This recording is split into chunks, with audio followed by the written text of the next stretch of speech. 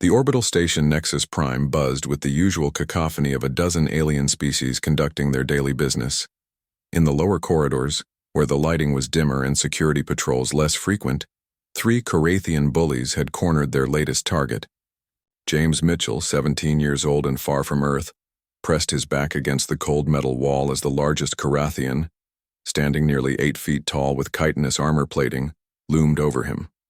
The alien's mandibles clicked in what passed for laughter among his kind.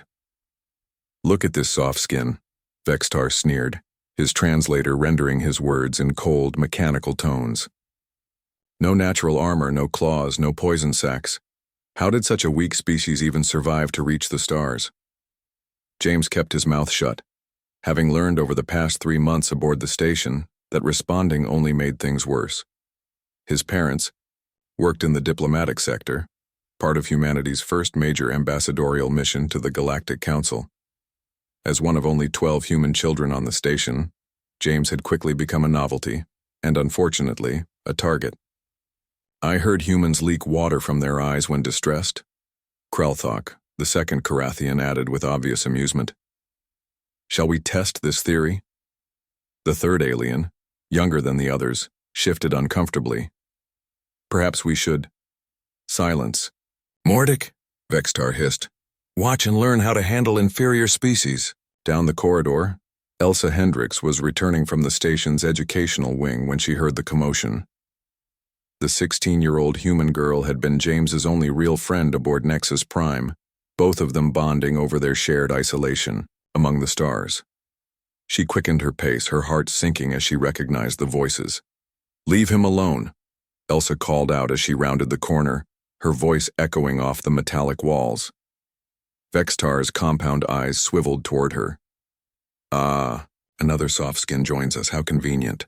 Just walk away," James said quietly to Elsa, his voice steady despite the fear in his eyes. "Please." But Elsa had spent too many nights listening to James try to downplay the constant harassment. She stepped forward, her chin raised defiantly. 3 against 1? Real brave for the superior species." Vextar's mandibles clicked rapidly, a sign of growing anger. "Your kind needs to learn respect." Without warning, his clawed hand shot out, striking James across the face with enough force to send the human teenager sprawling. James hit the deck hard, his cheek splitting open on the rough grating. Dark red blood began to pool beneath his face, seeping into the microscopic gaps between the metal plates. For a moment, nothing happened.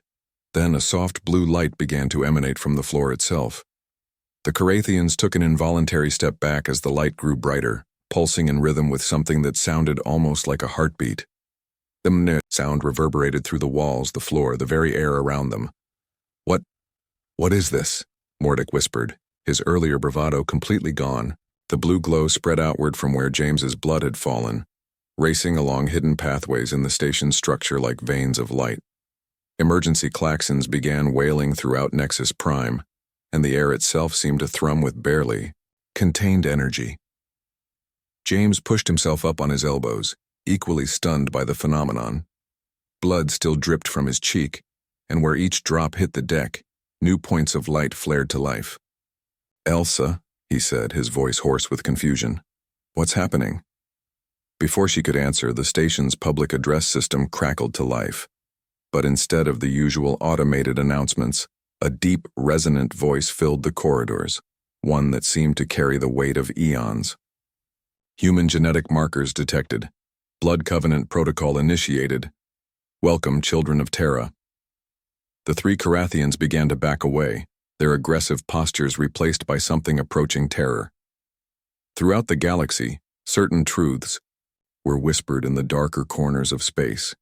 Ancient rumors about the species that called itself human, about their mysterious origins and the strange coincidences that seemed to follow them wherever they went.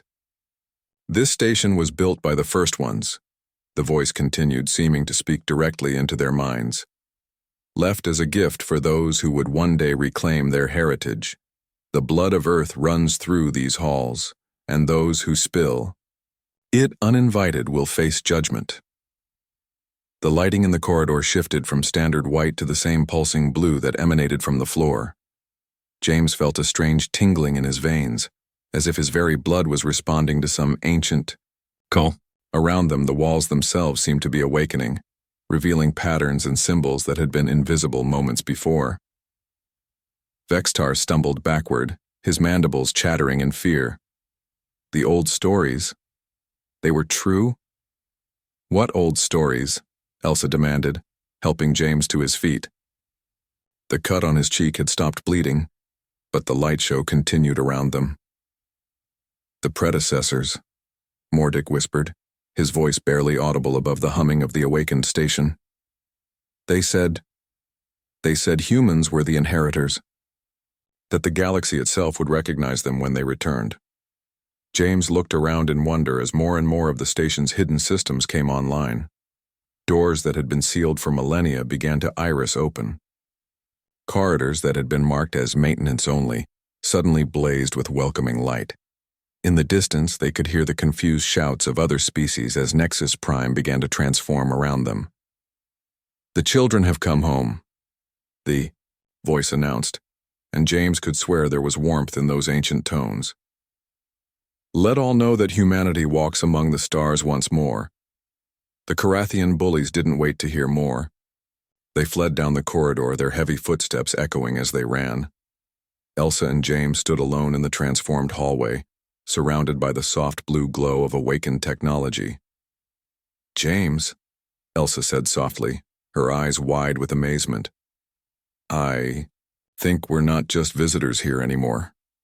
He nodded, wiping the last traces of blood from his cheek. Above them, throughout Nexus Prime, a station that had seemed merely functional was revealing its true purpose.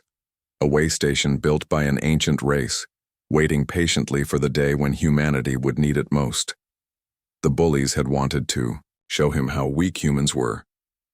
Instead, they had awakened something that would change the balance of power in the galaxy forever. Sometimes, James reflected with a small smile, it paid to be underestimated. The station pulsed around them like a living thing, and for the first time since leaving Earth, both teenagers felt truly at home among the stars.